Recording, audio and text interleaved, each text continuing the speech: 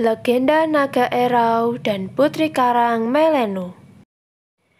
Dahulu kala, di sebuah dusun yang bernama Kampung Melanti, Hulu Dusun, hiduplah sepasang suami istri yang bernama Petinggi Hulu Dusun dan istrinya bernama Babu Jaruma. Mereka sudah berusia lanjut, tetapi belum mendapat keturunan.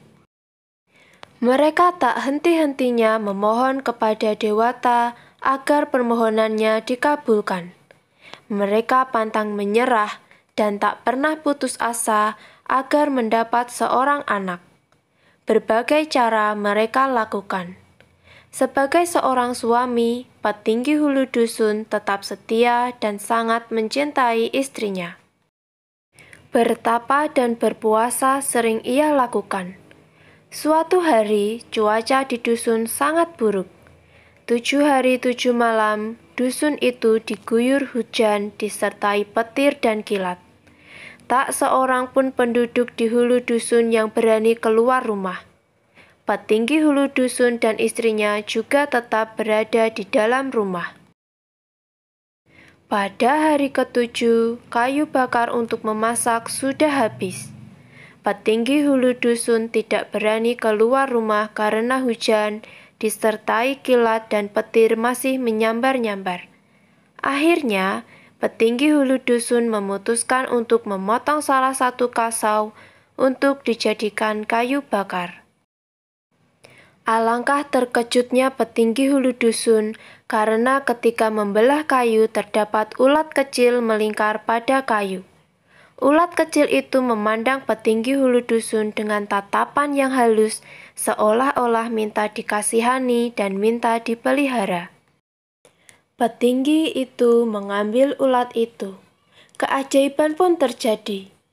Begitu petinggi mengambil ulat itu, hujan tiba-tiba reda dan langit terang benderang. Petinggi dan istrinya merawat ulat itu dengan baik. Setelah beberapa bulan, ternyata ulat itu adalah seekor naga. Suatu malam, petinggi bermimpi bertemu seorang putri yang tak lain adalah jelmaan naga tersebut. Ayah dan bunda tidak usah takut dengan Ananda. Meskipun Ananda besar dan menakutkan orang banyak, izinkan Ananda pergi. Buatkan tangga untuk turun ke tanah, lalu ikutlah Ananda dari belakang. Pagi harinya, petinggi menceritakan mimpi itu kepada istrinya. Mereka pun melaksanakan perintah yang dipesankan naga lewat mimpinya. Waktu naga merayap, petinggi dusun dan istrinya mengikuti dari belakang naga itu menuju Sungai Mahakam.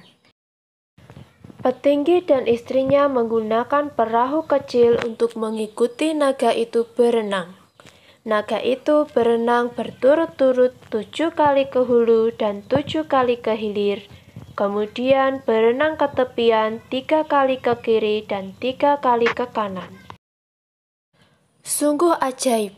Di saat naga menyelam, terjadilah angin ribut, air bergelombang, hujan, petir, dan kilat bersahut-sahutan. Petinggi pun menepikan perahunya. Begitu sampai di tepian, angin berhenti, langit terang kembali, permukaan sungai pun kembali tenang. Petinggi dan istrinya mencari naga yang menyelam, namun tidak muncul. Tiba-tiba di permukaan sungai bermunculan buih berwarna-warni seperti pelangi yang berangsur-angsur meninggi. Petinggi dan istrinya menghampiri buih itu. Tiba-tiba muncullah seekor binatang aneh yang memanggul sebuah gong. Binatang aneh itu bernama Lembuswana. Petinggi dan istrinya ketakutan. Ia pun membawa perahunya ke tepian. Petinggi melihat binatang aneh itu semakin tinggi dan berkilauan karena pelangi menumpahkan warna-warninya bersama buih-buih yang semakin meninggi. Babu Jamura melihat seperti ada kumala bercahaya berkilau-kilauan. Mereka pun mendekati gelembung buih. Betapa terkejutnya mereka. Mereka melihat ada seorang bayi perempuan berbaring di atas gong. Tak lama kemudian, secara perlahan-lahan, Lembu Swana dan sang naga itu tenggelam ke sungai. Hingga akhirnya yang tertinggal adalah sebuah gong yang di atasnya terbaring bayi perempuan dari kayangan. Bayi itu diambil Babu Jamura. Bayi itu akhirnya dipelihara dan diberi nama Putri Junjung Buih atau Putri Karang Melenu. Putri Karang Melenu kelak menjadi istri Kutai Kartanegara yang pertama, Aji Batara Agung Dewa Sakti.